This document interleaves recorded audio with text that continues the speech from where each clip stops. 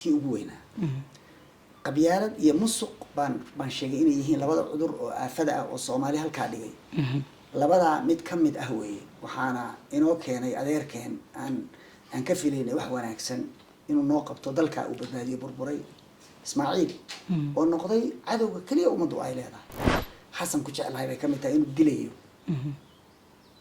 qaybsigaas oo hadda uu meesha ka baxay oo reerihiisa uu ku safay akoon buu lacagtii ku shubtay shaqana uguma abuuro isagii familigiisu xataa caanaha iyaga gada oo xasan ka qaatay oo ka koobiyay reerkiisii ciyaaladiisii waa isgarab yaacaya marka Ismaaciil waa cadowga Soomaaliyeed wuxuu aaminsan yahay Soomaaliya haday hagaagto inuu baabaayo wax badan kama rabaan waxaas in yar baa ka rabaa waa tahay Soomaaliya waxa lagu qaybsadaa barnaamijka loo yaqaano 4.5 ama 4.5 maadaama awoodaha tahay arrintaas soo kulata waa dulmi Soomaali laga galay kii ugu weynaa qabyaalad iyo musuq baan sheegay inay yihiin labada cudur oo aafada ah oo Soomaali halka dhigay labada mid ka mid ah weeye waxaana inoo keenay adeerkeen aan ka filaynay wax wanaagsan inuu noo qabto dalka uu badbaadiyo burburay Ismaaciil oo noqday cadowga kaliya umadu ay leedahay marka waxaan u arkaa inay tahay musiibo in laga guurana ay muhiim tahay si kasto looga guuri karana cidii dhaqaajisana waa taageeraya waxyaabahan xasan ku jeclahay bay kamid tahay inuu dilayo qaybsigaas oo hadda uu meesha ka baxay oo reerihiisa uu ku safay dhinac negative ay dadku ka eegayaan oo ah ninkan waa nin qabyaaladista oo reerkiisiiba wataa aniguna dhankan ka eegayaa 4.5 kii uu dilay hadhow laygulama murmi karo haddii aan dalka madax ka noqdo aniga oo faarax ama jaamac laygulama murmi karo inaanan qaybtii ilaalin laba ilaalin jirin waa wax fiican marka oo good ah oo wanaagsan in laga baxo waa tahay Soomaalida Djibouti waxay u taqaanaa walaalaheen adna waxa leedahay Ismaaciil Soomaaliyo bahalkii marka say isku waafaqayaan Djibouti waa walaalaheen dadka iyo shacabka waa walaalaheen isku qaadkaas baa dhibaatada keena waa inaad kala saari kartaa qof iyo dal weeye shacabku qof Ismaaciil weeye Ismaaciil waa danayste waa ninka dhulka dhigay Djibouti waxay noqon kartaa Taiwan-ta Afrika waxay haysataa Chinese ku noqonay dadka ugu qanisan akoon buu lacagtii ku shubtay shaqana uguma abuuro isagii familigiisu xataa caanaha iyaga gada waana modelka ay ka soo qaateen Soomaalidu oo xasan ka qaatay oo ka koobiyay reerkiisii ciyaaladiisii waa isgarab yaacaya Muuse bixi ka qaatay oo isagii xaasaskiisii saa isu garab yaacaya caruurihiisii dani ka koobiyay isagii xaaskiisii awlaadiisii ay saa u yaacayaan Axmed Madoobe ka koobiyay intaasba inta ay ka keeneen modelka waa Ismaaciil marka Ismaaciil waa cadowga Soomaaliyeed wuxuu aaminsan yahay Soomaaliya haday hagaagto inuu baabaayo waa aqal xumo isaga haysa inuu walaalkiis weyn oo xoog leh oo uu ku tiirsan karo yahay Soomaaliya baa la rabay inuu fahmo laakiin cagsi uu fahamsan shacabka intooda kale hadayaan hadalka ugu bilaabay dadka ugu muwaadinsan Soomaalida ugu wadanisan waa reer Djibouti iyo NFD waa tahay in badan xasan sheekh waxaad ku amaantay inuu arrimihii ka soo dhalaalay Ethiopia markii isku qabsanay ay isku dayeen inay xoogaan biyaha badda Soomaaliya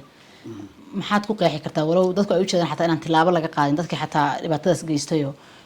maaragtay qarandumiska ah xasan sidaan haday ku sheegay siyaasiga wax yar baan anigu ka rabaa aan dhaho buu kamid yahay wax badan kama rabaan waxaas in yar baan ka rabaa inuu afka ka qayliyay oo diiday anoo og waliba diplomatic processkii inuu dhaafay oo dhinac ka maray oo safaaradiina uu xiray diyaaradoodina iyo ganacsigoodina wali uu dagay qaadkoodii iyo qunsuladiina in wali furan yihiin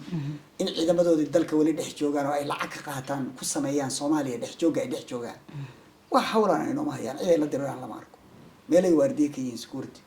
askar baa bedeli karta Soomaaliya iyadoo marka aan ogahay inuusan processkii saxda ahaa marin haddana cadaadis uu saaray Abiy Ahmed oo ah international pressure cadaadis caalamiya aad uu guuleystay waana arinta keentay Abiy Ahmed maalintii dhawey dadku si kale ay arkeen laakiin anigu waxaan u arkay inuu cataabayo inuu leeyahay culayska iga daa cadaadiska iga daa wareega iska daa markuu lahaa aad wareegaysid meelaha maraysid marka qaybtaas waxaan aaminsanahay calaala qal anoo ka baqsanaa xasan gabri uu report gareyn jiray TPLF buuna ka tirsanaa xilligii hore isbedel baa iga muuqda marka inuu iyagii la dirayo iska dhicinayo waa raganimo laakiin mar walba wuxuu ka boodaa processka diblomaasiga loo maro wuxuu kaloo ka booda ayaa ka dambeeya horta abi axmed imaaraad baa ka dambeeya imaaraadna waa la shaqaysanaya abi axmedna waa la diriraya xoogaa waa isdiido inkastoo leeyahy imaaraadkii isaga hadda waa kala durkeen sidooday u kala durkeen laakiin qadiyadda etoobiya kulama u diririn inuu kula diriray ahay iyaga ka bilaaba dagaalka waa tahay waxaad ka dhawaajisay inaysan ciidanka etoobiya meel ka ahayn waardiye ciidamo badan oo shisheeyaana wadankii jooga oo mushaar ku qaata oo la biilaa sidee bay kula tahay in loo heli karaa ciidan soomaaliyeed oo xor ah oo dalkooda difaacda oo geesiyaala oo aan dal shisheeye mushaar ka qaadan oo laga biilina soomaalidu ay bixiso mushaarkooda laba qodob musuq in laga daayo iyaga dhalinyarada askarta ah in musuqa laga daayo oo ay helaan xuquuqdoodii mushaar fiican moralkooda kor loo qaado labo inaysan hogaamiyaha commander in chief waa madaxweynehe aysan ka dareemin inuu qabyaalad wado oo musuq wado lead by example wax la yirahdaa jira in management marka laga hadlayo maamulka dadka waa inaad ku maamushaa inaad adigu horseed uga noqotid waxa wanaagsan waa aayadda qur-aanka oo ilaahay nabi shucayb kaga hadlayay calayhi salaam ulaa wamaa uriidu an ukhaalifakum ilaa ma anhaakum canhu ma doonayo inaan idiin dabamaro waxaan idinka reebayo waxaan idinka reebayo anigu ma samaynayo xasan mikrafoon inuu qaato yirahdo musuqu waa xun yahay qaadkiina uu isagu dejiyo xaaraanta iyo boobka dalka laga daayo isaguna uu number 1 ka yahay qabyaalad inuu ku shaqaysanayo oo dadkii kale oo dhan hadda guddiyo dhowr oo dhisay kulligood waa hal reer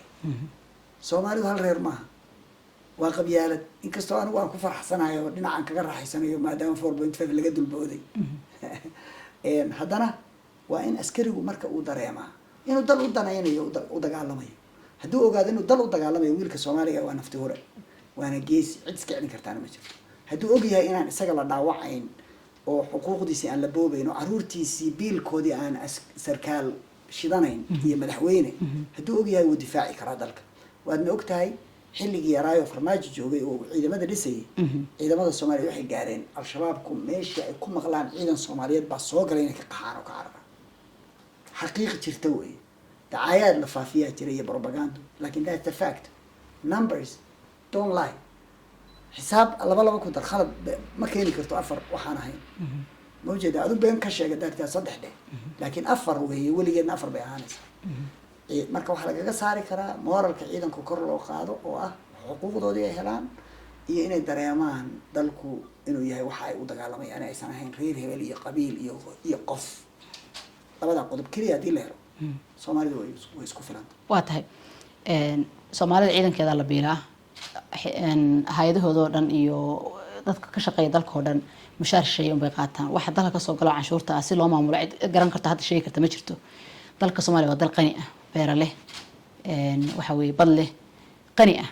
dadka Soomaaliyeedna gidigooda waa tahriibayaal oo boorsay wataan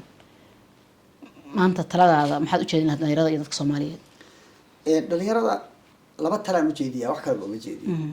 inay wax bartaan horta shakhsiyan qofku inuu isdhiso xagga aqoonta waa awood aan cidina kaa qaadi karin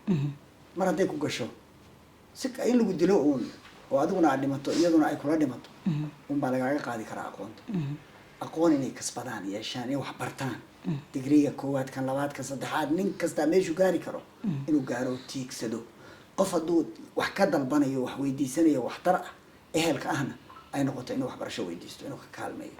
qodobka labaad waa inay shaqaystaan oo lacag la soo baxaan oon shaqooyinka laga faanin dalkaa loo soo shaqo tegay isaguna waa ka qaxayaa oo dibadda u socdaa dibadda markuu tagana shaqooyinka yaryar oo hadda uu ka faanayo ka qaban doonaa wuxuu geli doonaa dhowr iyo 10 saacadood oo xamaala oo shaqada uu qabanaya ay tahay shaqada uu dalkiisii kaga cararay waxa uu ka helayaan ay tahay maqdaama dragaan hand to mouth wuxuu cuno iyo wuxuu cabo marka labada qodob baan kula talin shaqaysta shaqada yaan la yasin ninka liitaa maaha ninka shaqaysta shaqada nooc ay doontaa hadii waxaan xaraan ahayn ninka liitaa waa ninka bariyo tama oo gacanta warsada ninka liitaa waa ninka wax barasho ahayn oo aqoon lahayn yaan lagu liidine meesha ka dalkaaga markaas aad wax u tari kartaa horta bal adigu isdhis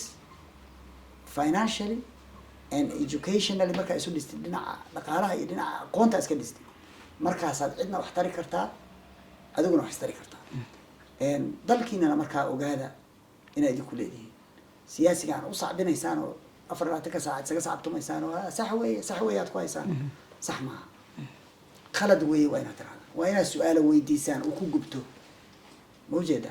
ما الليباني اللي يقول ليباني هنقون بركة دلك شوكتي هنقون مقفي برودكت تقوليه عربي وحسكده مرجع الله كهذه صدقه يعني حل جايبه الوجرة دلك ما مرة هيدي قبصة الصلاة دلك وكا